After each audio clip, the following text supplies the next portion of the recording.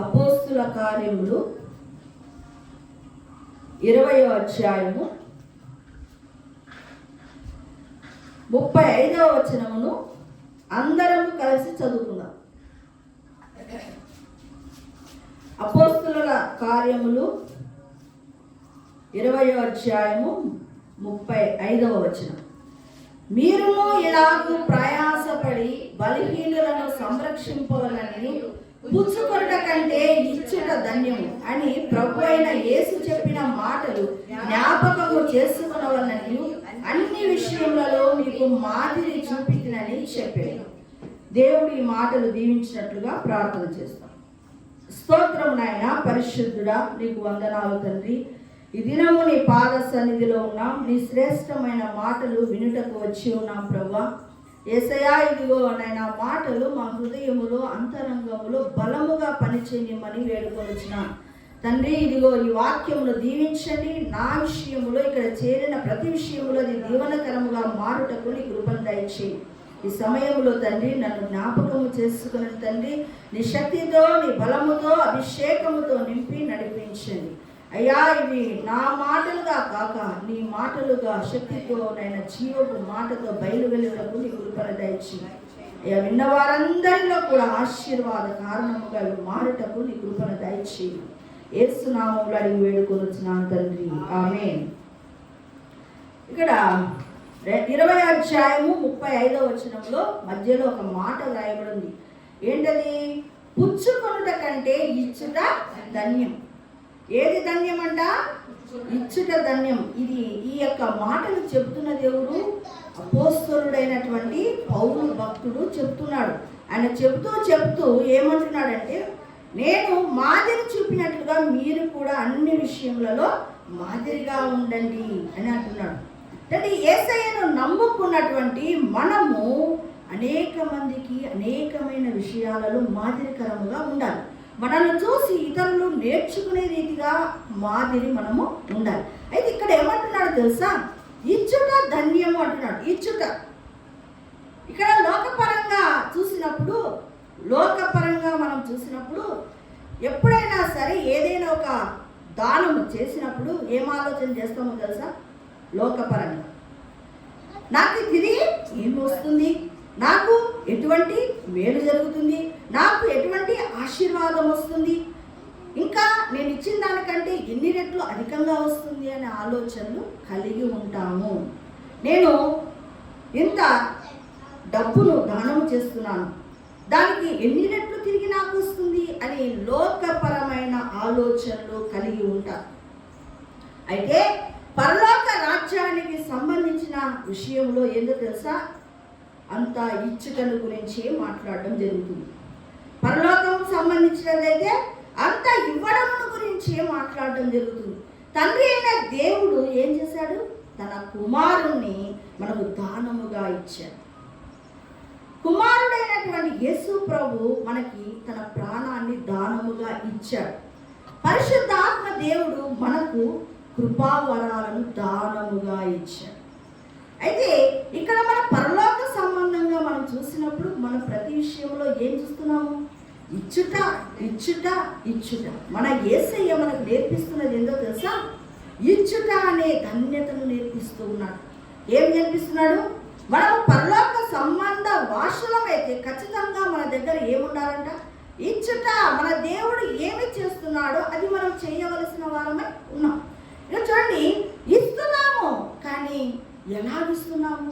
దేవుడికి ఇస్తున్నాము, దశమ భాగములు ఇస్తున్నాము, కానుకలు ఇస్తున్నాము, ఎన్నో రకాల ప్రతిష్టార్పణలు ఇస్తున్నాము. ఇవ్వటం లేదా? ఇస్తున్నాము. అయితే ఎలాగిస్తున్నాము? మనం ఎలాగిస్తున్నాము? ఈ వాక్యములో చెప్పబడిన రీతిగా మనం ఇస్తున్నామా? చూడండి, 2వ కొరింథీయులకు రాసిన పత్రిక 9వ అధ్యాయములో ఒక మాట వ్రాయబడింది. ఎలా ఇవ్వాలంట మనం ఇచ్చేటప్పుడు దేవునికి? ఇక్కడ చూడండి 9:6వ వచనం. కొంచెముగా విత్తువాడు కొంచెముగా పంట కోయును, సమృద్ధిగా విత్తువాడు సమృద్ధిగా పంట కోయును అని ఈ విషయమై చెప్పవచ్చును. సనుగు కొనకయు బలవంతముగా కాకయు ప్రతివాడు తన హృదయములో నిశ్చయించుకున్న ప్రకారము ఇయ్యవలెను. దేవుడు ఉత్సాహముగా ఇచ్చువాని ప్రేమించు. ఎవరిని ప్రేమిస్తాడంటే యేసయ్య? దేవుడు ఎవరిని ప్రేమిస్తాడు? ఉత్సాహముగా సంతోషముగా ఇచ్చువారిని ప్రేమిస్తాడు. మనము కూడా దశమ భాగాలు ఇస్తున్నాము, కానుకలు ఇస్తున్నాము, ప్రతిష్టార్పణలు ఇస్తున్నాము, స్వేచ్ఛార్పణలు ఇస్తున్నాము. కానీ మనము ఎలా ఇవ్వాలంట? ఎలా ఇవ్వాలి? సంతోషముగా ఇవ్వాలి. సంతోషముగా ఇవ్వకుండా చాలా మంది ఇస్తున్నారు, కానీ ఎలా ఇస్తున్నారంట? సనుక్కుంటూ బలవంతంగా ఇస్తున్నారు. ఎలా అంట? అబ్బా, పాయనే నా 10,000, పాయనే నా 5,000. అయ్యో, నేను సంపాదించినంతా పాస్టర్ కాదు, ఎవరికి పోతుంది? అది దేవునికి పోతుంది. ఎలా ఇస్తున్నారంట? దశమ భాగము కానీ కానుకలు కానీ నువ్వు ఇచ్చే ఎంత చిన్న దీవెనగా ఏదైనా కానుక రూపంలో ఇస్తున్నా కూడా నువ్వు ఎవరికి ఇస్తున్నావట? దేవుడికి ఇస్తున్నావు, సేవకుడికి కాదు. చాలా మందిలో ఈ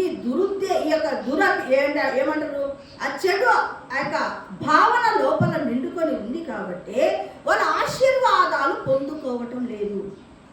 ఇచ్చేది నేను దేవునికి అని నువ్వు నమ్మకముగా నీకు వచ్చిన దాంట్లో నుంచి నువ్వు ఇచ్చినప్పుడు ఏమవుతుందంటే, అబ్బా ఏమి ఇస్తున్నాను నెల నెల, నాకేంటి అభివృద్ధి కావటం లేదు, నాకేమి నేను సంతోషంగా జీవించడం లేదు, నా కుటుంబంలో అన్ని రోగాలే ఉన్నాయి. ఇలాగ నువ్వు ఎలా ఇవ్వాలా? సంతోషముగా ఇవ్వాలి. దేవునికి ఎలా ఇవ్వాలా? బలవంతంగా ఇస్తున్నావేమో ఆలోచన చేయి. సనుక్కుంటూ గొనుక్కుంటూ దశమ భాగాలు కానీ కానుకలు కానీ ప్రతిష్టాపనలు కానీ ఇస్తున్నావేమో జాగ్రత్త. దేవుడు ఏమంటున్నాడు? సంతోషముగా ఇచ్చిన వారినే ప్రేమిస్తాడట. ఎవరిని ప్రేమిస్తాడట దేవుడు? సంతోషంగా ప్రేమిస్తాడు. నువ్వు కొంచెముగా విత్తితే నీకు కొంచెమే పంట వస్తుంది. నువ్వు సమృద్ధిగా విత్తావంటే నీకేమొస్తుందట? సమృద్ధిగా వస్తుంది. చూడండి, ఇక్కడ నువ్వు ప్రేమను విత్తావనుకో, ఇతరుల విషయంలో చాలా ప్రేమగా చూసుకోవడం, అలాగే నీకు ప్రేమ వస్తుంది. దానము చేసావనుకో, ఇతరులకు దానము చేసావనుకో, దానం అనే దాన్ని విత్తావనుకో, నీకు ఆశీర్వాదాలు వస్తాయి. ఇతరులకు నువ్వు సహాయం చేసావనుకో, నీ మీదకి ఏమొస్తుందో తెలుసా? కృప వస్తుంది. నువ్వు దానము చేస్తే నీకు ఆశీర్వాదం, సహాయం చేస్తే నీకు కృప వస్తుంది. కాబట్టి ఒక రైతు తన యొక్క చేతిలో ఉన్నటువంటి విత్తనాన్ని దాచిపెడితే అతనికి ఫలం వస్తుందా? రాదు. ఎప్పుడు ఫలం వస్తుంది? ఆ విత్తనాన్ని విత్తినప్పుడు విస్తారమైన ఫలం వస్తుంది. ఆ రీతిగానే మనం దానము చేసిన, కానుకల రూపంలో ఇచ్చిన, దశమ భాగముల రూపంలో ఇచ్చిన, ఏ రీతిగా నువ్వు ఇచ్చినా అది కూడా సనుగు కొనక బలవంతంగా కాకుండా నువ్వు ఉత్సాహముతో సంతోషముతో దేవునికి ఇస్తున్నానన్న ఆశతో ఇచ్చినప్పుడు దేవుడు ఫస్ట్ ప్రేమిస్తాడు. ఏం చేస్తాడు? దేవుడు నిన్ను ప్రేమిస్తాడు. ప్రేమించిన వాళ్ళకి ఏమిస్తాడు? బహుమానాలు. నీకు కావలసిన ప్రతి అవసరము ఇస్తాడు, ఖచ్చితంగా ఇస్తాడు. ఇప్పుడు మనం ఆ యొక్క అపోస్తుల కార్యము 20 వచనంలో ఏమని చెప్పుకున్నాము? పుచ్చుకొనుట కంటే ఇచ్చుట ధన్యత. అంటే ఇక్కడ ఎలాగో తండ్రి అయిన దేవుడు యేసయ్యను మనకు దానముగా ఇచ్చాడు. కుమారుడు అయినటువంటి యేసు ప్రభు తన ప్రాణమును మనకు అర్పణగా ఇచ్చాడు. పరిశుద్ధాత్మ దేవుడు తన యొక్క కృపావరాలను మనకు దానముగా ఇచ్చాడు. అవునా? అలా ఇవ్వడము అనేది మనము నేర్చుకోవాలి. అది నేర్చుకునే విషయం. అలా నేర్చుకుంటూ ఉన్నప్పుడే మన జీవితంలో అద్భుతాలను మనము చూస్తాము. అసలు చూడండి, రోమపత్రికలో మనకు తెలియంది కాదు, దేవుడే తన సొంత కుమారుని మనకి ఏం ఇచ్చాడంట? అనుగ్రహించాడు. వెనుక తీయకుండా అనుగ్రహించాడ. రోమీలకు రాసిన పత్రిక 8వ అధ్యాయం 32వ వచనంలో చూడండి, తన సొంత కుమారుని అనుగ్రహించుటకు వెనుక తీయక మనందరి కొరకు ఆయనను అప్పగించిన వాడు ఆయనతో పాటు సమస్తమును మనకెందుకు సమస్తమును ఎందుకు నీకు అనుగ్రహించడు? అనుగ్రహించకపోవడానికి కారణం ఎవరు? మనమే. మనకు సమస్తమును ఇయ్యాలని, యేసును నమ్ముకున్న బిడ్డలకు సమస్తమును ఇయ్యాలని ఎంతో ఆశ కలిగి ఉన్నాడు దేవుడు. తన కుమారుని ఇచ్చాడు కదా నీకు నాకు. మరి ఆయన ఇంకా మిగతా ఎందుకు ఇవ్వడు? అసలు ఈ లోక సంబంధమైనది ఆయనకు ఒక లెక్కన?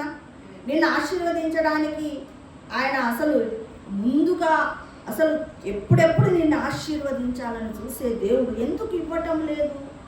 ఎందుకు ఇవ్వటం? చాలా సందర్భాలలో నేను ప్రేయర్ చేస్తున్నప్పుడు ఒక అంశాన్ని నేను ఎప్పుడైనా ప్రార్థన చేస్తున్నప్పుడు సాతాను అడ్డగిస్తాడు.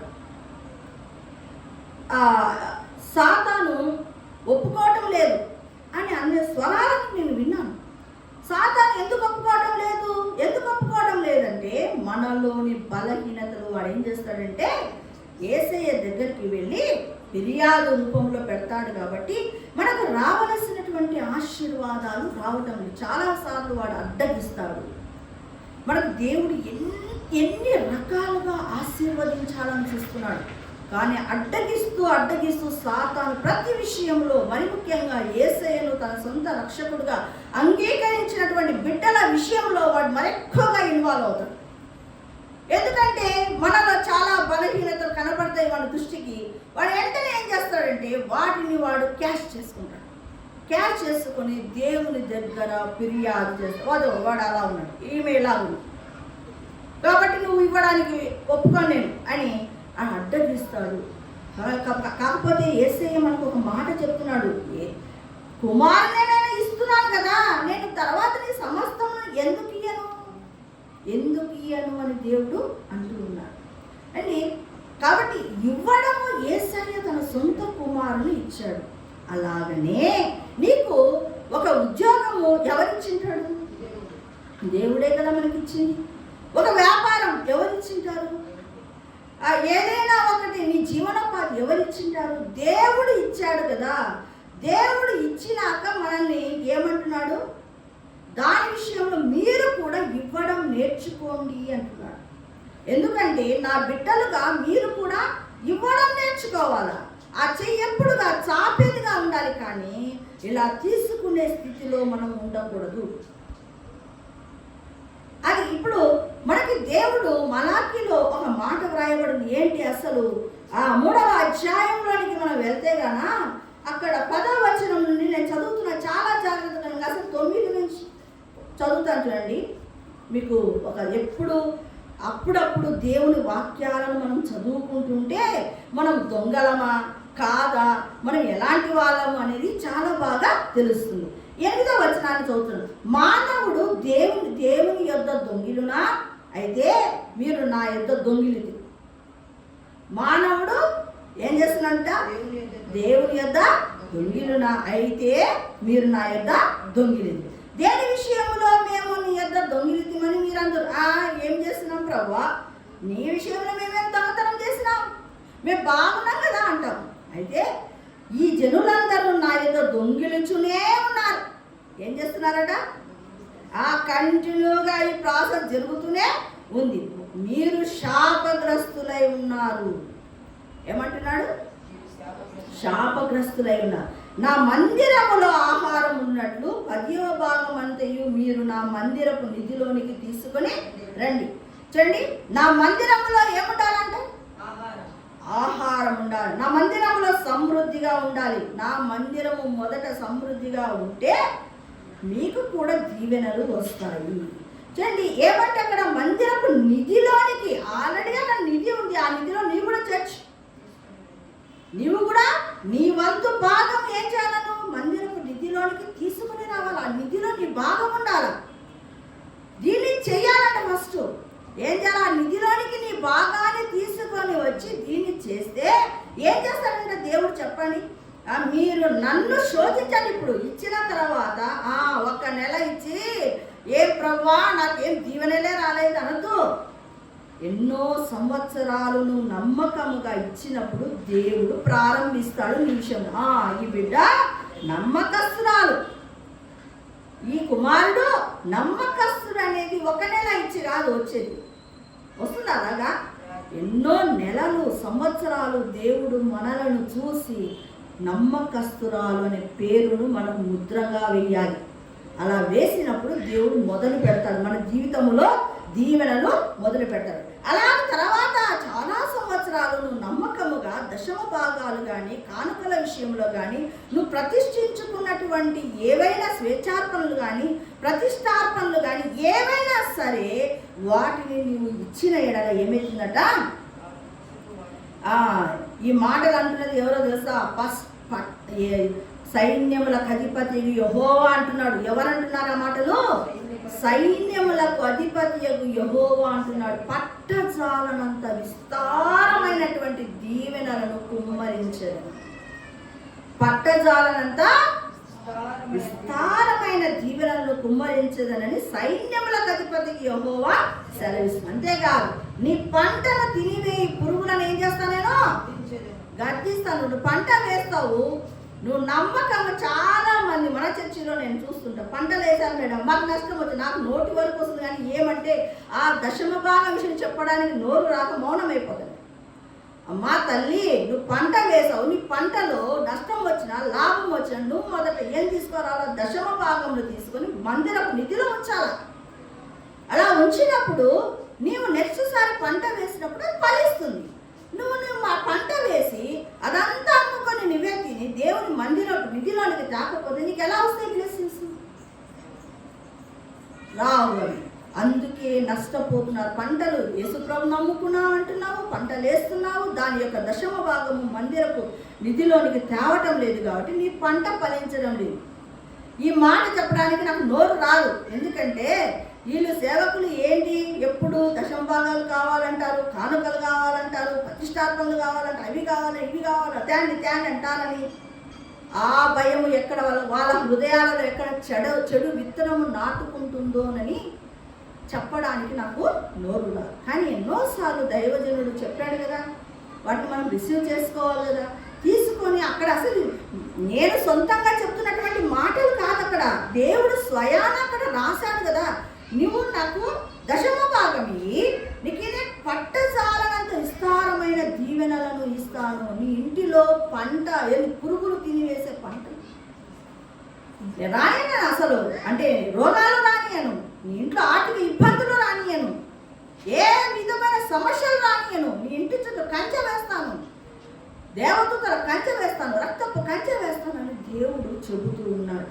అయితే చూడండి, నీ భూమి పంటను నాశనము చేయవు, ద్రాక్ష చెట్లు అకాలముగా రాల్పక ఉండునంటే అకాల వర్షాలు పడితే నీ పంట బాగా చేతికి రావాలని నీ ఎదురుకు చూసి అబ్బాబ్బాబ్బా ఏమొచ్చింది పంట అని నువ్వు అనుకుంటూ ఉంటావు. అనుకుంటే లోపల ఏమవుతుంది తెలుసా? అకాల వర్షం వస్తుంది. రాకూడని కాలంలో వర్షము వచ్చి నీ పంటను ఏం చేస్తుంది? నేల పాలు చేసేటట్టు చేస్తుంది. కారణం ఏంటి? నీది లోపము, కానీ దేవుడిది కాదు లోపము. అదే నువ్వు పోయినసారి పంటలో దశమ భాగం ఇచ్చింటే ఈసారి నీ పంటకు నీ భూఫలానికి ఏమవుతుంది? కంచె వేస్తూ ఉండే. నీ ఇంటి మీదకి ఏ విధమైన సాతాను శక్తుల దాడులు జరగకుండా దేవుడు కాపాడుతుండే. ఇక్కడ ఏమంటా? అప్పుడు నీవు ఆనందకరమైన దేశములో మీరు నివసించుదురు. అంటే మీ ఇల్లు ఎలా ఉంటుందట? ఆనందకరంగా ఉంటుంది. ఇప్పుడు నీ ఇంటిలో పిల్లలకు రోగాలు వచ్చాయనుకో, నీకు ఎంత సంతోషం ఉంటుందా? నీకు తిండి తినబుద్ధి అవుతుందా? నెమ్మది ఉంటుందా? ఇంట్లో సంతోషం ఏమైనా ఉంటుందా? చిన్న బిడ్డలకు ఏదైనా అయినా, ఇంట్లో భర్తకి ఏమైనా అయినా, భార్యకి ఏమైనా అయినా, మన ఇంట్లో ఏమైతుంది? ఒక విషాద ఛాయ అలుముకుంటుంది, నెమ్మది అనేది కోల్పోతాము. కారణం ఎవరు? నీవే. ఏంటి కారణం? ఏంటంటే నువ్వు ఆనందకరముగా నీ ఉండకుండా నీ కుటుంబాన్ని నువ్వు చేసుకుంటున్నావు. అలా కారణం ఏంటి? దేవుడు చెప్పిన ఆజ్ఞను పాటించకపోవడం. దేవుడు ఇచ్చినటువంటి ఆజ్ఞను ఏం చేయట్లే, పాటించకపోవడం వలన ఇవన్నీ పోగొట్టుకుంటాడు. ఏమేమి పోగొట్టుకుంటున్నామంట? దశమ భాగం ఇచ్చి నన్ను శోధించండి, అప్పుడు నేను పట్టజాలనంత విస్తారమైన దీవెనలను కుమ్మరిస్తాను, మీ యొక్క పంటను తినివే పురుగులను నేను గద్దిస్తాను, మీ భూమి పంటను నాశనము చెయ్యకుండా చూసుకుంటాను, ద్రాక్ష చెట్లు అకాల ఫలములు రాకుండా చూసుకుంటాను, ఆనందకరమైన దేశంలో ఉండునట్లుగా చేస్తాను అంటున్నాడు. దేవుడు ఆజ్ఞను మనం ఎప్పుడైతే పాటిస్తామో అది మన జీవితములో ఖచ్చితముగా జరిగి తీరుతుంది. జరగకపోవడానికి కారణము నీవు నేనే. కాబట్టి అసలు ఫిలిప్పీలకు రాసిన పత్రిక 4వ అధ్యాయం, మనము ఫిలిప్పీలకు రాసిన పత్రిక ఒక్కొక్కరు 40 సార్లు చదివారు కదా. దేవుడు నిజంగా మరి మన సంఘంలో చాలా మంది బిడ్డలు ఫిలిప్పీలకు రాసిన పత్రికను 40 సార్లు చదవండి అని ఒక అనౌన్స్మెంట్ ఇవ్వగానే చక్కగా చదివారు 40 టైమ్స్. నేను కూడా చదివాను దాంట్లో. చూడండి అక్కడ 4వ అధ్యాయము 15వ వచనం నుంచి చదువుతున్నా చూడండి.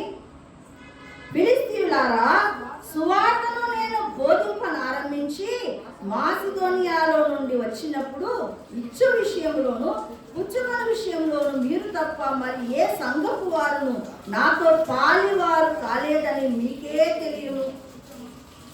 ఇక ఏమంట, ఏలయనగా తెస్సలోనికలో కూడా మీరు మాటి మాటికి నా అవసరము తీర్చుటకు సహాయము చేసిరి.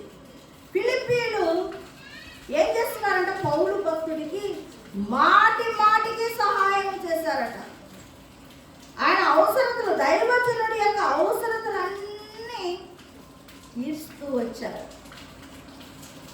ఏం చేశారంట, సేవకుడికి కావలసినటువంటి ప్రతి ఒక్కరూ తీరుస్తున్నారు. సువార్త సేవకై ఆయన వాళ్ళందరూ కూడా అసలు తెస్సలోనికకు వెళ్తే ఆ సంఘం వాళ్ళు కదా తీసుకోవాల్సింది. ఫిలిప్పీలు అక్కడికి వెళ్ళినా కూడా ఆ సేవకుడికి ఏం అవసరాలు ఉన్నాయో అని అక్కడికి వాళ్ళు ఏం చేస్తున్నారంటే పంపిస్తున్నారు. చూసి ఆయన లోపల అనుకున్నాడంటే, ఏమనుకున్నాడు తెలుసా, 17వ వచనం, నేను లెక్కకు విస్తార ఫలము రావాలని అపేక్షించి చెప్పుచున్నాను. ఎలా అపేక్షిస్తున్నాడంట, మీ లెక్కకు ఏమంట విస్తార ఫలము రావాలని ఎవరు కోరుకుంటున్నారు, సేవకుడు కోరుకుంటున్నాడు. నువ్వు ఎప్పుడైతే నువ్వు సేవకుని మెప్పించే రీతిలో నీ యొక్క చెయ్యి ఇచ్చుట విషయంలో ఉంటావో, తెలియకుండానే సేవకులు కూడా లోపల హృదయంలో ఏం కోరుకుంటారో తెలుసా, ఈ బిడ్డ విస్తారంగా ఫలించాలని కోరుకుంటారు. సేవకుడు ఎప్పుడైతే విస్తారంగా ఫలించాలని కోరుకుంటాడో సేవకుడు లోపల ఇష్టం పుట్టించాలని దేవుడు ఆమేన్. సేవకుడి ఇప్పుడు చాలా మంది నేను చూస్తున్నా, సేవకుడు బీద సేవకులు ఉన్నారు. మనకంటే దేవుడు అంతో ఎంతో ఉద్యోగం ఇచ్చి ఏదో మనకు దేవుడు నడిపిస్తున్నాడు. చాలా బీద సేవకులు చాలా దయనీయమైన స్థితిలో, తిండి లేని స్థితిలో వాళ్ళు సేవ చేస్తున్నారు. వాళ్ళు తిండి లేని స్థితిలో ఒక పూట ఉండి ఒక పూట ఉండక సేవ చేస్తుంటే సంఘస్థులు చెయ్యి చాపకపోతే సేవకుడు దుఃఖిస్తూ తిండి లేని ఆ యొక్క కుటుంబముగా అది ఉంటే దేవుడు సంతోషిస్తాడా?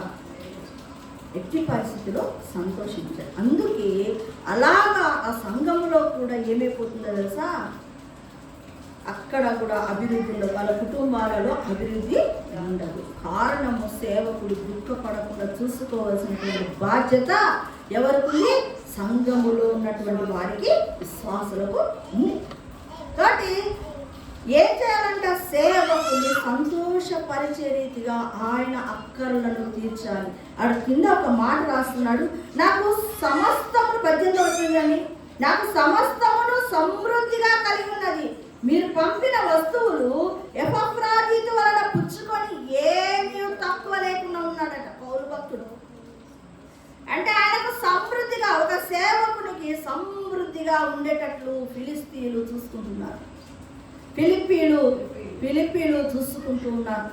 అంటే ఎలా సమృద్ధిగా ఉంటూ ఆయన్ను ఆనందపరచాలని సేవకునికి కావలసినటువంటి అక్కర్లన్నీ తీరుస్తున్నారు. అవంట ఆయన అంటున్నాడు ఆ మాట, అదే మనము చాలా ఇంపార్టెంట్ అయిన మాట చూడండి, అది మనోహరమైన సువాసనయు దేవునికి ప్రీతికరమును ఇష్టమునైన యాగమునై ఉన్నదట. ఏంటంట చూడండి, మనము చేస్తున్నటువంటి సేవకుని మెప్పిస్తున్నటువంటి రీతి అంటే బాగా కానుకలిగినట్టు కాదు, ఆయనను హృదయములో సంతోషపరిచేటటువంటి, ఎప్పుడైతే సేవకుడు మన కోసం ప్రార్థన చేస్తూ ఆయనను సమృద్ధిలో సమస్తం సమృద్ధిగా ఉంచినప్పుడు ఆ యొక్క సువాసన ఎలా ఉంది, మనోహరముగా ఉంది. అంటే ఇచ్చేటటువంటి ఆ సువాసన, మనము ఎంతసేపు నా ప్రార్థన, ఆ ఉపవాసంలో సువాసనలు అవి చూస్తాము, అని ఇచ్చే విషయంలో ఏముండాలంట, సువాసన ఉండాలి. అది ఎలా? మనోహరమైనదట. చూడు, ప్రీతికరమైనది. ఎవరికి ప్రీతికరమైనది? దేవునికి ఇష్టము, ప్రీతికరము, దేవునికి ఇష్టమైన యాగం. అది దేవునికి ఇష్టమైన యాగము. అప్పుడు జరుగుతుంది. మనం లేదా క్రీస్తు యేసు ఆ దాంట్లో ప్రతి ఐశ్వర్యం మాకు తీర్చబడాలి ప్రభు. ప్రార్థన చేసేది ఏంటి తెలుసా? ఇది మనం చేసేది ఏంటి తెలుసా? ప్రతి ఒక్కరు మన ప్రార్థనలలో చేసే అంశం ఏంటి తెలుసా? 19వ వచనం చేస్తుంటాం. కానీ అక్కడ ఉన్నటువంటి 15వ వచనం నుంచి 17వ 18వ వచనం వరకు పాటించకుండా మనం డైరెక్ట్గా దేని కోరుకుంటామో తెలుసా? 19వ వచనాన్ని కోరుకుంటాం. ఆడేమో తెలుసా? కాగా దేవుడు తన ఐశ్వర్యము చొప్పున క్రీస్తు యేసునందు మహిమలో మీ ప్రతి అవసరమును తీర్చును. ప్రభువా, ఈ మాట రాసావు కదా, ఏమని రాసావు? క్రీస్తు యేసునందున్న మహిమలో మా ప్రతి అవసరం తీరుస్తావు కదా, నువ్వు తీర్చు ప్రభు అని ప్రార్థన చేస్తావు. దానికంటే ముందు ఏముంది? నువ్వు దానికంటే ముందు నీకు ఎప్పుడు తీర్చబడతాయి? క్రీస్తు యేసునందు మహిమలో నీ ప్రతి అవసరము తీర్చబడాలి అంటే నీవు ఇచ్చేటటువంటి ఆ యొక్క ధనము ఏదైతే ఉందో, దశమ భాగం ఏదైతే ఉందో అది మనోహరముగా ఉండాలి, ప్రీతికరముగా ఉండాలి, దేవుడికి అది ఎలా ఉండాలి? ఇంపుగా ఉండాలి. అలా ఇంపుగా ఉన్నప్పుడే ఈ ప్రతి అవసరం క్రీస్తు యేసునందు నీ ప్రతి అవసరం తీర్చబడుతుంది. కానీ మనం ఆ పై పట్టించుకోం. కానీ మనకి ఏం కావాలా? కేవలం ప్రతి అవసరం తీర్చబడుతూ ఉండాలి. మనం కోరుకుంటేది అదే. ప్రభువా, నాకు ఈ అవసరాలన్నీ ఉన్నాయి, తీర్చు ప్రభు అంటున్నావు. కానీ ఆ కింద ఉన్న వచనాలు ఎప్పుడైనా చదువుకుంటున్నావా? చాలా ఇంపార్టెంట్. మన జీవితంలో క్రీస్తు యేసునందున్న మహిమలో ప్రతి అవసరం తీర్చబడటం లేదు. ఏంటి కారణం అంటే సేవకుని గాయపరుస్తున్నాం. సేవకుడికి కనీస అవసరతలు తీర్చటం లేదు. సేవకుడికి రావలసినటువంటి ప్రతిఫలములు రావటం లేదు. సేవకుడికి సమృద్ధి లేదు. ఆకలి దప్పులతో బ్రతుకుతున్నాడు. కాబట్టి దేవుడికి అది ప్రీతికరం కాలేదు. నీకు ఇవ్వడానికి ఆశీర్వాదం ఇష్టముగా లేదు. కారణం ఫిలిప్పీలను చూసి మనం నేర్చుకోవాల్సింది. ఫిలిప్పీలు ఎలా చేస్తున్నారు? వాళ్ళ యొక్క సంఘములో ఆ యొక్క సేవకుడికి కావలసినటువంటి ప్రతి అక్కరను తీరుస్తున్నారు. అది కూడా ఎలాంట? సమస్తమును సమృద్ధిగా ఉండేటట్లుగా చూసుకుంటున్నారు. సేవకుడికి సమృద్ధిగా ఉండేటట్లు చూసుకుంటున్నారు. అలాగనే ఆయన ఆ సంఘంలో లేకపోయినా వేరే సంఘానికి వెళ్ళి ఆయన పరిచర్య చేస్తున్నా, అయ్యా మా సేవకుడికి ఉందో లేదో, ఆ సంఘస్థులు అలా హెల్ప్ చేస్తున్నారో లేదో అని సేవకుని గురించి ఆలోచన చేస్తూ ఉన్నారు. సేవకుని గురించి ఆలోచన చేస్తూ నువ్వు ఎప్పుడైతే నువ్వు ఇస్తూ ఉంటావో అది కూడా ఎలా అంట? మనోహరంగా ఉంటారు. నువ్వు ఇచ్చేది కూడా పాయ పాయ పాయ అంటే కదా, ఇది కూడా పాయ పాయ పాయ చెప్తున్నా. గ్యారంటీ. దేవుడికి ఇచ్చే విషయంలో నువ్వు అమ్మో 5,000 పాయ, అయ్యో 10,000, అయ్యో 30,000 పాయ, 1,00,000 రూపాయలు పాయ అంటే దేవుడు మిగతాదంతా పాయ అంటాడు. మిగతాది కూడా ఏమంటాడు? కాబట్టి మనము దేవునికి ఇచ్చే విషయంలో చాలా జాగ్రత్తగా ఉండాలి. వరుడు దేవుని సేవకు ఇస్తున్నారు. తర్వాత ఆయన కోసం వాళ్ళు ఏం చేస్తున్నారు? త్యాగము చేస్తున్నారు.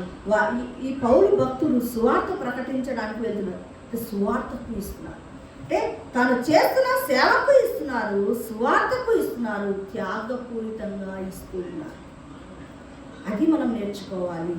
దేవుని సన్నిధిలో నీవు ఆశీర్వదించబడాలి అంటే నీవు దశమ భాగములు ఇచ్చే విషయంలో పక్కాగా నేర్చుకో. అది కూడా సంవత్సరాల తరబడి ఇవ్వడం నేర్చుకో. నా ఉద్యోగములో చేరినప్పుడు ఫస్ట్ నేను జాయిన్ అయినప్పుడు 1,200 నా శాలరీ. దాంట్లోనే 120 రూపాయలు నేను దశమ భాగం. అప్పటి నుంచి ఇప్పటి వరకు నా జీతము ఎంతో ఎక్కువైనప్పటికీ కూడా అంతటిలో కూడా నేను నమ్మకముగా దశమ భాగము ఇచ్చాను. నా భర్త కూడా నమ్మకంగా, సేవకుడు కూడా నమ్మకంగా దశమ భాగం ఇచ్చాడు. కాబట్టి మా ఇంటిలో ఏనాడు ఈరోజు కొదవ ఉందని మేము ఎన్నడూ చూడలేదు. ఎన్నో సంవత్సరాలు నమ్మకముగా ఇచ్చాను. యాక్చువల్గా ఒక విషయం నేను మీకు చెప్పాలి. యాక్చువల్గా నా దశమ భాగం ఎవరికి పోవాలా?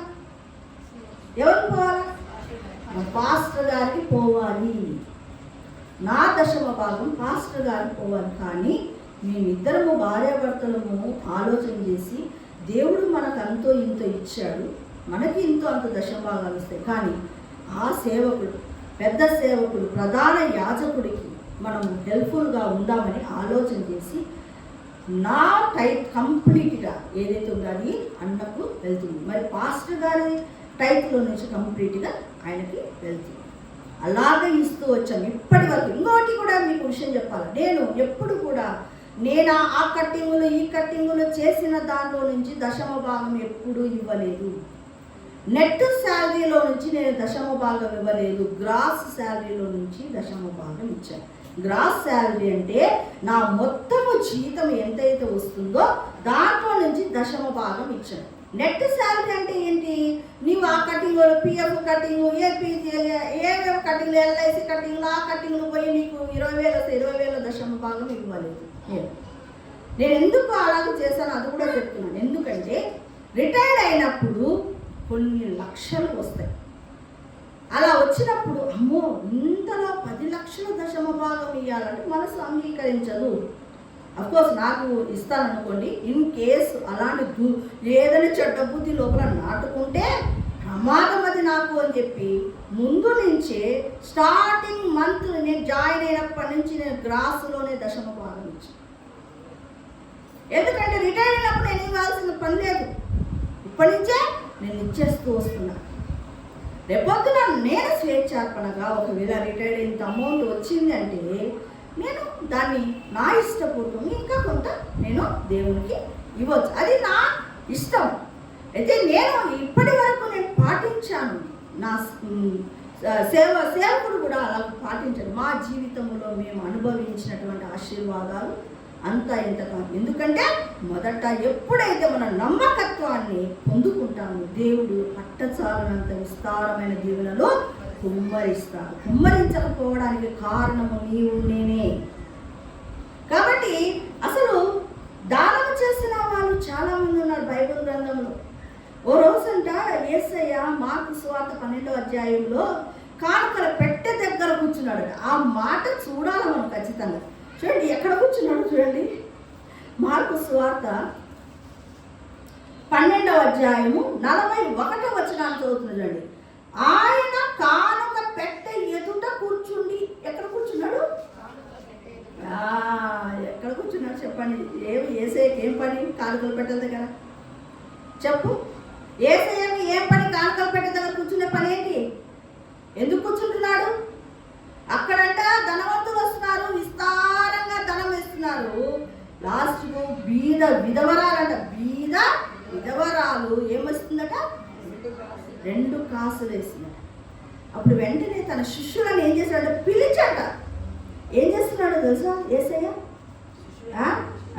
తన ఇక్కడ రండి 43వ వచనంలో ఒక బీద విధవరాలు వచ్చి 2 కాసులు వేయగా ఆయన తన శిష్యులను పిలిచి ఏం చేస్తున్నాడు? చూడండి, పిలిచి ఎందుకు చెప్పాలా శిష్యులకు? నాయనా రండి రండి రండి రండి, మీకు ఒక మంచి విషయం నేర్పించాలి ఈరోజు. పిలుస్తున్నాడు. అదే పని ఎక్కడ కూర్చుంటున్నాడు? కానుకలు పెట్టి ఉంటే అక్కడ కూర్చున్నాడు పక్కన. అందరూ వస్తున్నారు, పెద్ద పెద్ద ధనవంతులంతా వచ్చి దాపు డమ్మంతో ధనం దండిగా వేస్తున్నారు. యేసయ్య చూస్తున్నాడు, నీ వేసే కానుకను చూస్తాడు యేసయ్య. ఏ ఉద్దేశం చేస్తున్నావు? ఎలా వేస్తున్నావు? ఇష్టంతో వేస్తున్నావా? కష్టంతో వేస్తున్నావా? ఏం వేస్తున్నావో ఎలా వేస్తున్నావో చూస్తూ ఉంటాడు కానుక పెట్టే దగ్గర. గుర్తుపెట్టుకో, ఈరోజు చదువుతున్నావు కదా, ఇక్కడ ఏమంట?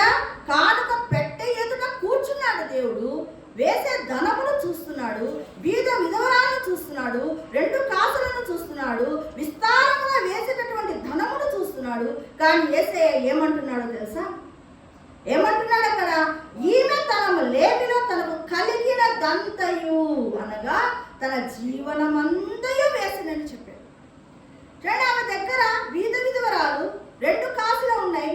ఆమెకు ఆ రోజు జీవనం అది. ఆ 2 కాసులు లేకపోతే ఆమెకు ఆ రోజు తిండి లేదు.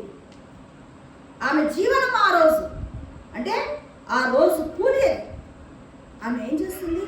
నాకు లేకపోయినా పర్వాలేదు, యేసయ్య ధననిధిలోకి ఏం రావాలనుకుంటుంది? నా 2 కాసులు రావాలనుకుంటుంది. ఇంత ధనం వేస్తున్నారు, కానీ ఆ ధనములోకి ఈమె 2 కాసులు కూడా చేరాలని ఆశపడి దేవుడు ఏం చేస్తున్నాడు తెలుసా? నువ్వు ఏ హృదయముతో వేస్తున్నావనే చూస్తావు. నీకున్న సమృద్ధిలో నుంచి వేసేది కాదు, ఏమంట ఏ హృదయముతో వేస్తున్నావు అనేది దేవుడు ఖచ్చితంగా చూస్తాడని ఈ యొక్క ఉపమానము చెప్పబడింది. కాబట్టి ఇప్పటి నుంచి గుర్తుపెట్టుకో, ఏదో కానుకలు ఎత్తుతున్నారనగానే పట్టు అని ఏదో వేగ్గా వేయద్దు. దేవుని మందిరంలో కానుకలు వేసేటప్పుడు ఏదో ఒకటి వేగ్గా నువ్వు వేయద్దు. దేవుడు ఎక్కడుంటాడు? కానుకల పెట్టె దగ్గర ఉంటాడు. జాగ్రత్త, ఎంతో భయభక్తులతో వేయి. ఇంకోటి ఏం తెలుసా? నేను వాళ్ళకంటే ఎక్కువ. ఏంటి ఎక్కువ? దేవుడు ఎక్కువ వేసిన వాళ్ళు ఏమంటున్నాడు అక్కడ? నువ్వు ఏ మనసుతో వేస్తున్నావు అనేది ఇంపార్టెంట్. నువ్వు ఎంత వేస్తున్నావు, ఎంత సొమ్ము వేస్తున్నావు అని కాదు, కానీ ఏ మనసుతో దేవునికి ఇస్తున్నావు అనేది చాలా ఇంపార్టెంట్. ఈ విషయం నేర్చుకోమని ఎవరికి చెప్తున్నాడు? శిష్యులను పిలిచి పిలిచి చెప్తున్నాడు, ఇది నేర్చుకోండి ఫస్ట్. ఎందుకు శిష్యులకు? ఎక్కడో తేడా కొట్టింది. శిష్యులకు చెప్తున్నాడంటే ఆ ఇస్కరియోతు యూదా కూడా ఉన్నాడు కదా శిష్యులలో, అందరికీ చెప్తూ ఒకరికి ఎక్కాలి. అంటే దేవుడు ఏం చేస్తున్నాడు? ఇస్కరియోతు యూదాకు కూడా ఇది చెప్తున్నాడు, హెచ్చరిస్తున్నాడు, కానీ వినలేదు. అంతేనా? ఎందుకు శిష్యులను అదే పనిగా పిలిచి పిలిచి చెప్తున్నాడంటే, శిష్యులను పిలిచి చెప్తున్నాడంటే ఇస్కరియోతు యూదా లాంటి వ్యక్తులు ఆ శిష్యరికంలో ఉన్నారు, చెప్తూ ఉన్నాడు. ఇండైరెక్ట్గా మార్చుకోని జీవితం అని హెచ్చరిస్తున్నాడు. మార్చుకోవాలి. అలాగా మనం కూడా చాలాసార్లు మార్చుకోని జీవితం అని చెప్తూ ఉంటాడు దేవుడు, కానీ మనము మార్చుకోము. అందుకే మనకు దీవెనలు రావు. భలే ఆ వాక్యం విన్నప్పుడు అబ్బాబ్బాబ్బా, ఈ రోజు నుంచి నేను డెడికేట్ చేసుకుంటున్నాను, నా జీవితాన్ని మార్చుకుంటున్నాను, ఇవ్వడమే దేవునికి, నేను సమృద్ధిలోకి రావాలా, ఇలాంటి ఎన్నో మాటలు అనుకుంటాం. కానీ గేటు దాటిన తర్వాత నీ యథాప్రకారం జీవితమే ఉంటుంది. కాబట్టి ఈరోజు ఎందుకు ఈ మాటలు చెప్తున్నాడో ఆలోచన చేయి. 2 కాసుల విషయంలో దేవుడు ఎందుకు అంతగా ఇంప్రెస్ అయ్యాడో ఆలోచన చేయి. కాబట్టి నువ్వు ఏ మనసుతో ఇస్తున్నావో అది చాలా ఇంపార్టెంట్. రండి, 2 కాసుల విషయంలో దేవుడు ఎంత ఇంప్రెస్ అయ్యాడు అంటే తన జీవనం అంతయు. లూకాసు వార్త 19వ అధ్యాయం అనగానే యెరికో పట్టణంలో ఉన్నటువంటి జక్కయ్య మనకు గుర్తొస్తాడు. జక్కయ్య మారు మనసు లేనప్పుడు ఆయన ధనవంతుడు. జక్కయ్య ఎవరు? ధనవంతుడు, సుంకపు గుత్తదారుడు, ఎంతో బాగా సంపాదించాడు. అయితే యేసు ప్రభువును చూడాలనుకున్నాడు, కానీ ఎక్కడ? ఆయన పొట్టిగా ఉన్నాడు కాబట్టి అవకాశం దొరకలేదు.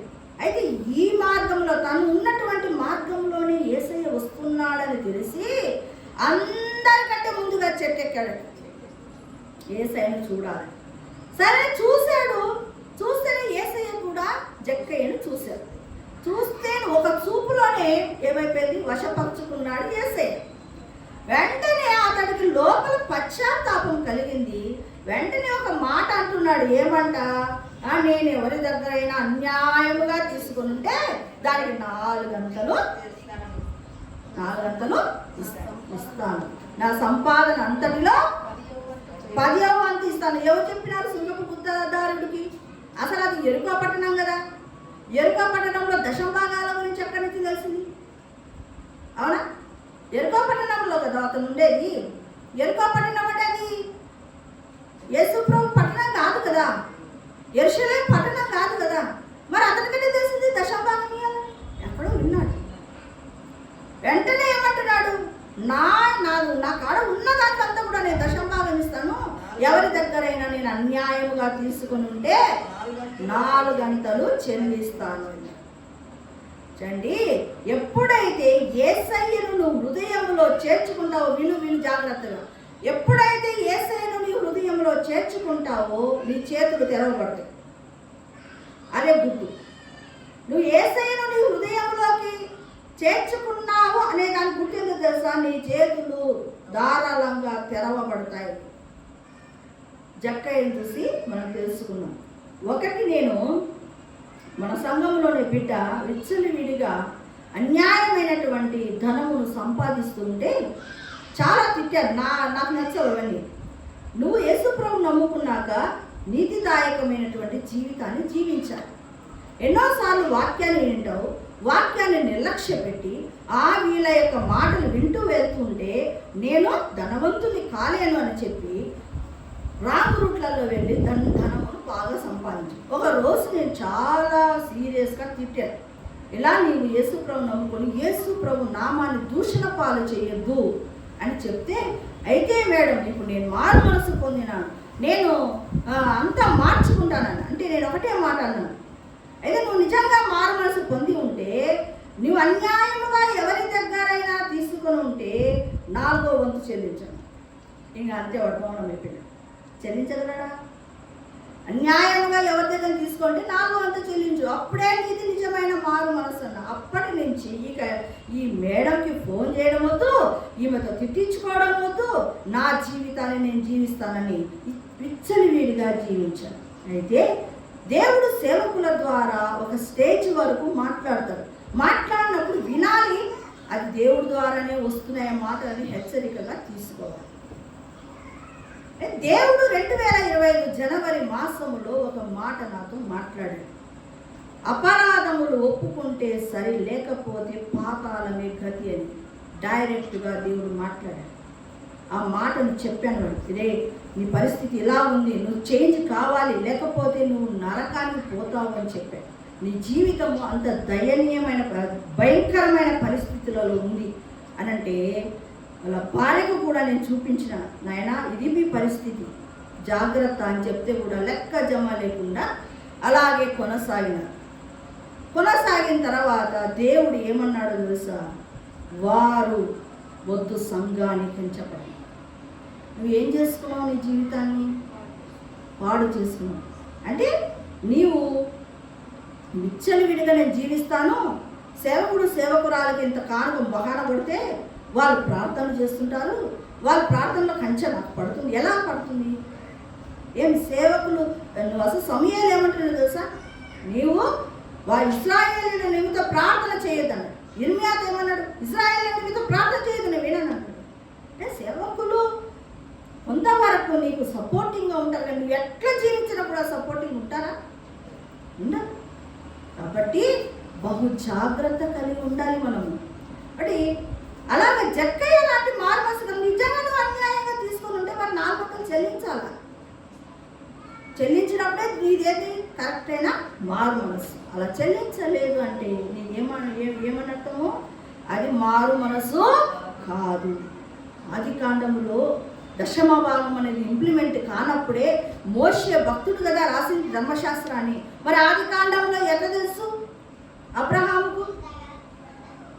4 రాజులు 5 మంది రాజుల మీదకి దండెత్తి వచ్చారు.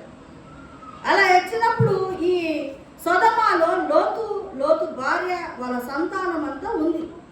లోతును పట్టుకొని పోయారు. ఆ విషయం వాళ్ళలో తప్పించుకొని వచ్చి ఒక హెబ్రీయుడు ఆ యొక్క విషయాన్ని అబ్రహాముకు తెలిపాడు. అబ్రహాం ఏం చేశాడు? 318 మంది తన ఇంట్లో అలవర్చబడినటువంటి వారిని తీసుకుని వెళ్ళి యుద్ధము చేసి వారి ఆస్తినంతా, లోతు వాళ్ళ ఆస్తిని, సొదొమ రాజు యొక్క ఆస్తినంతా కూడా తీసుకొని వచ్చాడు, వాళ్ళకు అప్పగించాడు. అప్పుడు సొదొమ రాజు ఏమన్నాడు తెలుసా? మా యొక్క స్త్రీలను మాకు ఇవ్వండి, ఆస్తి అంతా నువ్వే తీసుకోమంటే అబ్రహాం ఏమన్నాడు? నూలు పోగు కూడా నాకు అక్కరలేదు, నీ వలన నేను ధనవంతునైనా అన్న మాట నాకు రాకూడదన్నాడు. అయితే అప్పుడు 10వ భాగం ఎలా తన ఆస్తిలో తన దగ్గర ఏముందో అదంతా మెల్కీసెదెకు ప్రధాన యాజకుడుగా ఉన్నాడు, సర్వోన్నతుని యాజకుడుగా ఉన్నాడు, ఆయనకు 10వ భాగములు ఇచ్చాడు. అందుకే అబ్రహాం ఏమన్నాడు? నీవు ఆశీర్వదించబడిన వాడవు. అబ్రహాం ఏమన్నాడు? దేవుడు ఆశీర్వదించబడిన వాడవని మాట్లాడడం జరిగింది. 1 రాజులు 17వ అధ్యాయంలో సారేపతు విధవరాలు సీదోను పట్టణస్థురాలు. సీదోను పట్టణస్థురాలు అంటే ఆమె ఒక అన్యురాలు అని. సీదోను పట్టణం దేనికి? అన్యుల వాళ్ళు. మరి సారేపతు విధవరాలు దగ్గరికి వెళ్ళి నువ్వు ఉండమని చెప్పాడు దేవుడు. సరే వెళ్ళాడు. అదంతా క్షామకాలము, అసలు కరువు తాండవిస్తుంది. అలాంటి సమయంలో ఎవరైనా ఇస్తారా? ఆలోచన చేయ. ఊరికే మన కథ చెప్పుకోవడం కాదు. లాస్ట్ పిండి ఉంది, నువ్వు నక్కలా ఆడుతున్నావు ఆకలితో.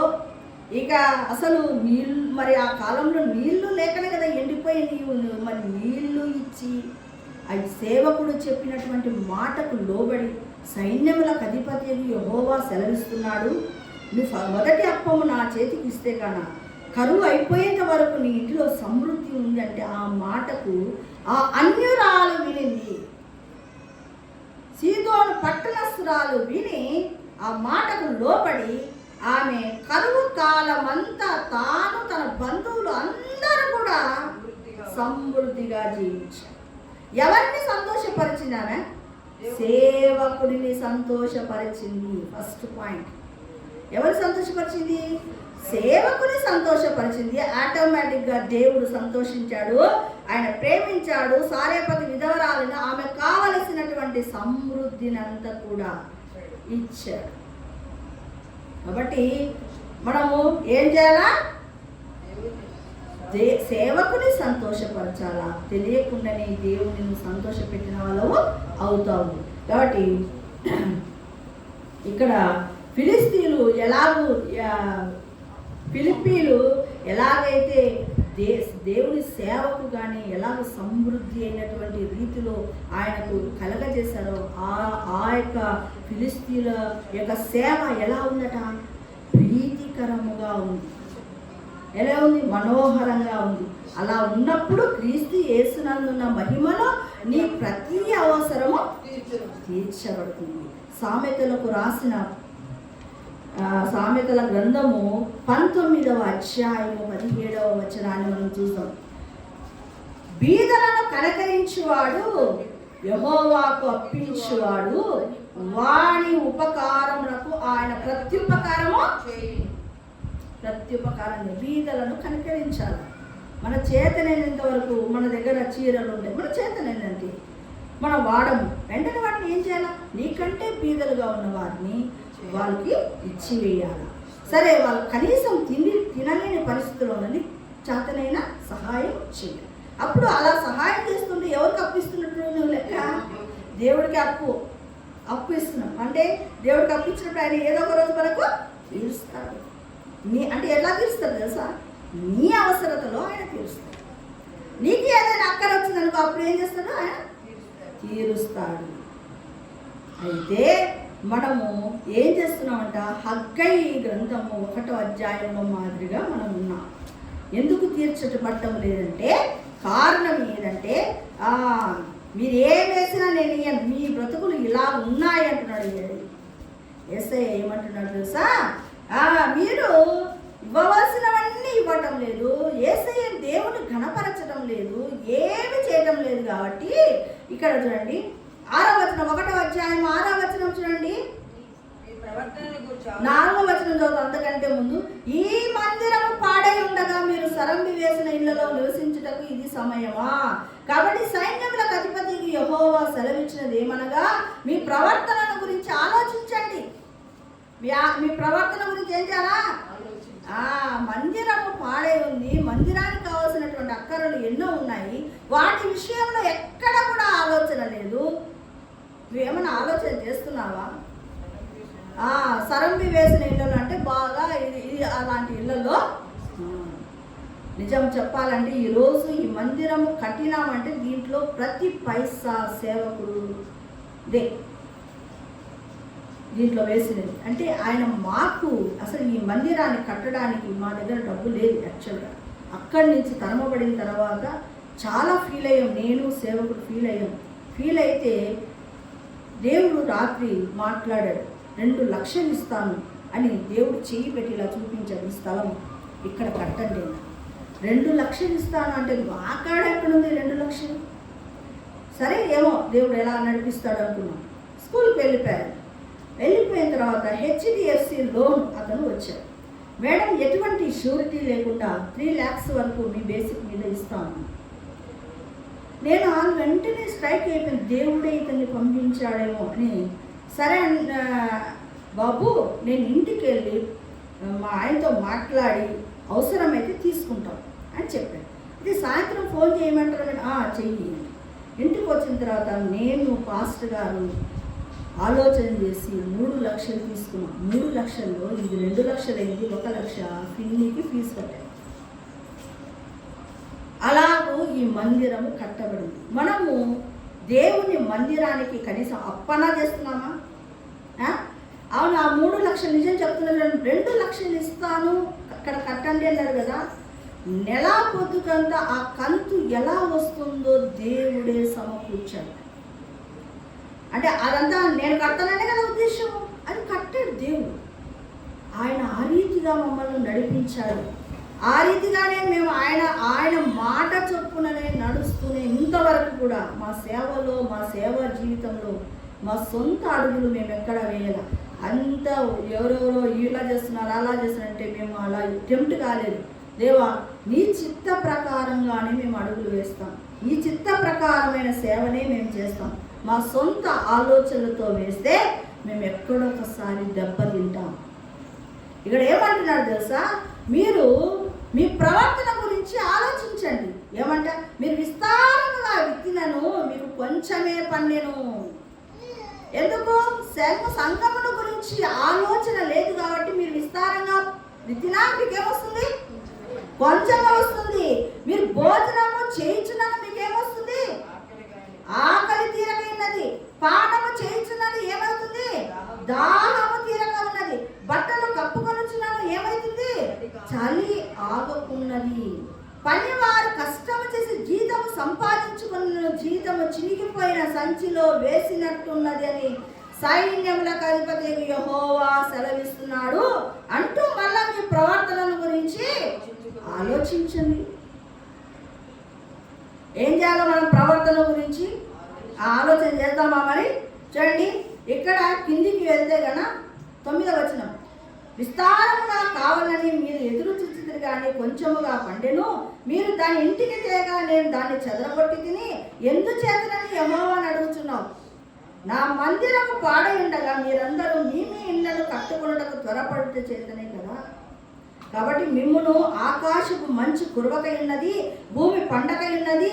నేను భూమికి పర్వతములకు అనావృష్టి కలగజేసి ధాన్య విషయంలోను, ద్రాక్షారస విషయంలోను, తైలము విషయంలోను, భూమి ఫలించు సమస్త విషయంలోను, మనుషుల విషయంలోను, పశువుల విషయంలోను, చేతి పనులన్నిటి విషయంలో క్షామము పుట్టించి.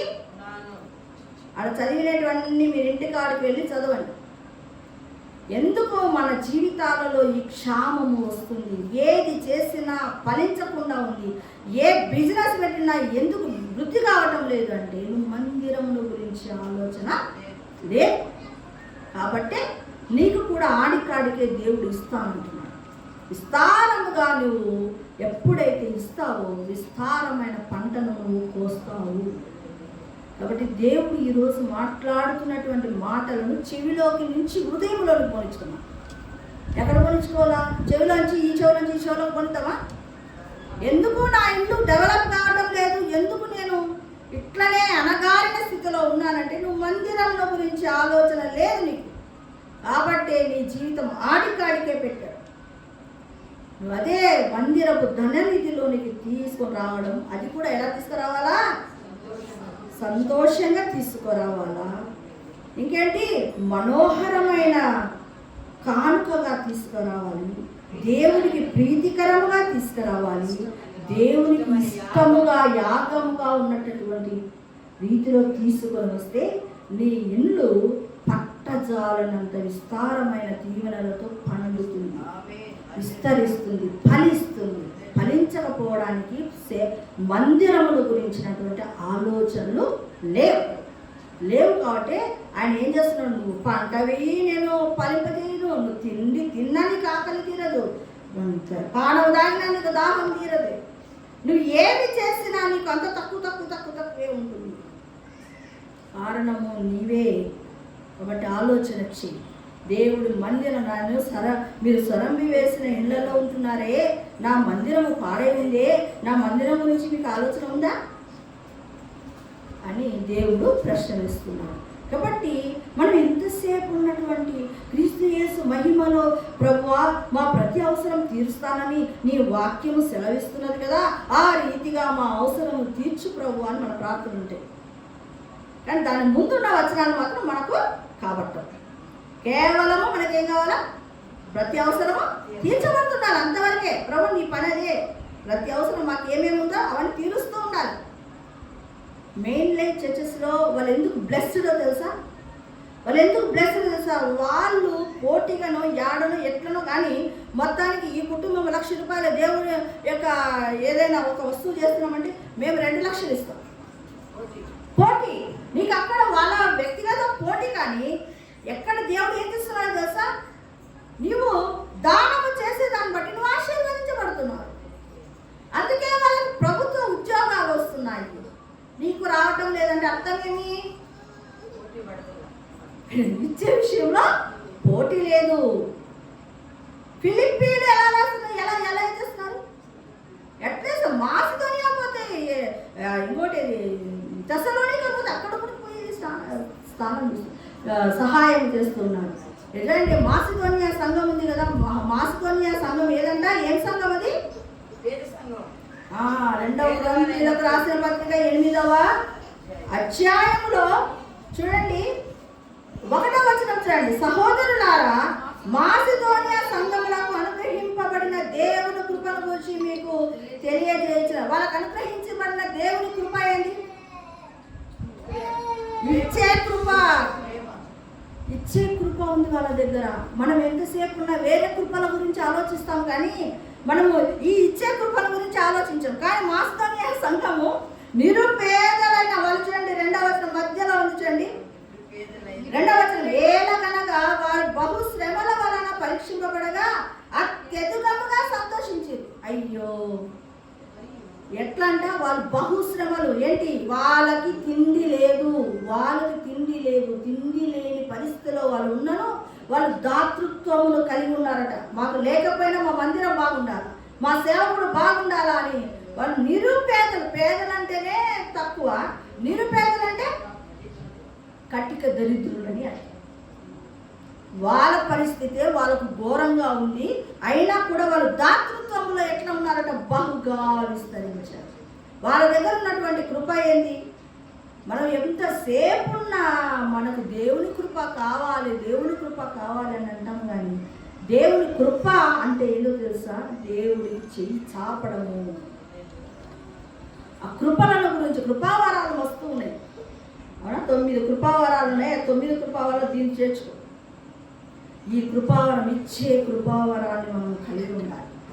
అప్పుడు నీవు తెలియకుండానే అన్ని రకాలుగా ఆశీర్వదించబడతావు. కాబట్టి నువ్వు మందిరముల గురించి ఆలోచన చెయ్యి, సేవకుల గురించి ఆలోచన చెయ్యి, దేవుడు నీ గురించి ఆలోచన చేస్తాడు. కాబట్టి ఈరోజు వింటున్నటువంటి ఈ మాటలు నా జీవితంలో ఎందుకు నేను డెవలప్ కావటం లేదంటే కూర్చొని ఆలోచన చెయ్యి. కారణము నీవే. కాబట్టి ఈ విషయంలో నువ్వు ఎప్పుడైతే సరి చేసుకుంటావో తెలియకుండానే నీవు అభివృద్ధి పదములోకి వెళ్తావు. తెలియకుండానే నీకు దీవెనలు వస్తాయి. తెలియకుండానే నీ ఇంట్లో సంతోషం ఉంటుంది. తెలియకుండానే నీ ఇంటికి ఏ రోగం రాకుండా అగ్ని కంచె దేవుడు వేస్తాడు. కాబట్టి ఇట్టి దీవెనలు మనం పొందుకున్నామా? ఈరోజు వింటున్నటువంటి మెసేజ్ నీ హృదయంలోకి తీసుకొని ఆలోచన ప్రార్థన చేద్దాం. స్తోత్రం నాయనా, పరిశుద్ధుడా, మహోన్నతుడా, మహిమగల రాజా, నీకు వందనాలు తండ్రి. అయ్యా, ఈరోజు నాయన నువ్వు తెలియజేసినటువంటి శ్రేష్టమైన మాటలను బట్టి నీకు వందనాలు, స్తోత్రాలు నాయనా. ఇదిగో నాయన తల్లి, ఈరోజు దశమ భాగముల గురించి, కానుకలను గురించి, స్వేచ్ఛార్పణల గురించి, ప్రతిష్టార్పణలను గురించి నువ్వు మాట్లాడావు. అయ్యా, ఎందుకు మేము లేవిలా ఉన్నామో తెలియజేసిన రీతిని బట్టి నీకు వందనాలు ప్రభువా. ఇదిగో నాయన ఈ మాటలు మా హృదయముల అంతరంగంలో ముద్రించండి, ఫలింపచేయండి నైనా. ఇదిగో నాయన మేము నాయన మంచిగా నీలో నైనా తండ్రి విస్తార ఫలములు పొందుకున్నంతగా మందిరముల గురించి, సేవకుల గురించి ఆలోచన చేసే ఆ జ్ఞానము మాకు దయచేయమని, ఈ మాటలు హృదయములో అంతరంగంలో ఫలింపచేయమని యేసు నామములో అడుగుతున్నాము తండ్రి. ఆమేన్. యేసు రక్తమే జయం, ప్రవేశ రక్తమే జయం, ప్రవేశ సంపూర్ణ జయం కలుగును గాక. ఆమేన్.